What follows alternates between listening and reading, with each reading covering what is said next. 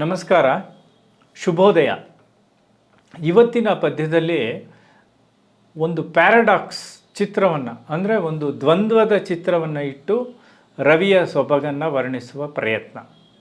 ಬಿಳಿ ಹತ್ತಿಯ ಹೃದಯದಲ್ಲಿ ಕಾಳ ಕತ್ತಲಿನಂತಹ ಬೀಜ.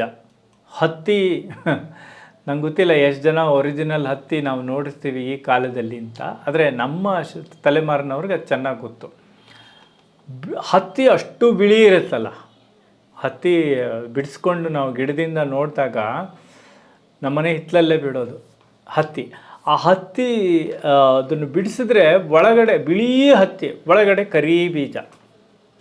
ಬಿಳಿ ಹತ್ತಿಯ ಹೃದಯದಲ್ಲಿ ಕಾಳ ಕತ್ತಲಿನಂತಹ ಬೀಜ, ಕರಿ ನಿಶೆಯ ಹೃದಯದಲ್ಲಿ, ಎಲ್ಲಿಂದ ಎಲ್ಲಿಗೆ ತೊಗೊಂಡು ಹೋಗ್ತೀನಿ ನೋಡಿ. ಕರಿ ನಿಶೆಯ ಹೃದಯದಲ್ಲಿ, ಕಪ್ಪು ಕತ್ತಲೆ ರಾತ್ರಿ, ಅದರ ಹೃದಯದಲ್ಲಿ ಬಂಗಾರದಚ್ಚಿನ ರವಿಯು, ಬಂಗಾರದ ಅಚ್ಚು ಗಟ್ಟಿ ಅಂತ ರವಿ ಇದ್ದಾನೆ. ಹೇಗೆ ಹತ್ತಿ ಒಳಗೆ, ಬಿಳಿ ಹತ್ತಿ ಒಳಗೆ ಕರಿಯ ಬಿತ್ತ ಇದೆಯೋ, ಬೀಜ ಇದೆಯೋ, ಹಾಗೆ ಕತ್ತಲಿನ ಹೃದಯದಲ್ಲಿ ರವಿ ಇದ್ದಾನೆ.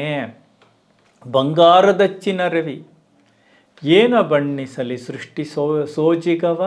ಇಂಥದ್ದೊಂದು ಸೃಷ್ಟಿಯ ಸೋಜಿಗವನ್ನು ನಾನು ಏನಂತ ಬಣ್ಣಿಸ್ಲಪ್ಪ. ಮಾತುಗಳಿಲ್ಲಿ ಮೂಗನಾಲಾಪ. ಮಾತು ನೋಡಿ, ಕವಿ ಸೋಲ್ತಾನೆ.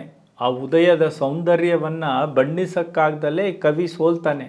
ಸೋತಾಗ ಅವನು ಹೇಳ್ತಾ ಇರೋದು, ಮಾತುಗಳು ಇಲ್ಲಿ ಮೂಗನ ಆಲಾಪ. ನಾನು ಮಾತಾಡಬೇಕು ಪ್ರಯತ್ನ ಪಟ್ಟರು ಹೇಗಿರುತ್ತದೆ ಅಂದರೆ ಹೇಗಿರುತ್ತದು, ಮೂಗನ ಆಲಾಪದಂತೆ.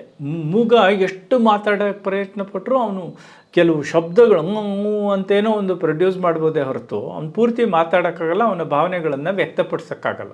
ಹಾಗೆ ಇಲ್ಲಿ ಈ ಸೌಂದರ್ಯ, ಈ ಸೃಷ್ಟಿ ಸೋಜಿಗ, ಈ ಉದಯ, ಈ ರವಿ, ಈ ಸೂರ್ಯೋದಯವನ್ನು ನೋಡಿದಾಗ ಮಾತುಗಳಿಲ್ಲಿ ಮೂಗನಾಲಾಪ, ತಿಳಿ ಬೆಳಕ ಹೃದಯ ತುಂಬಿರೇಳಿ.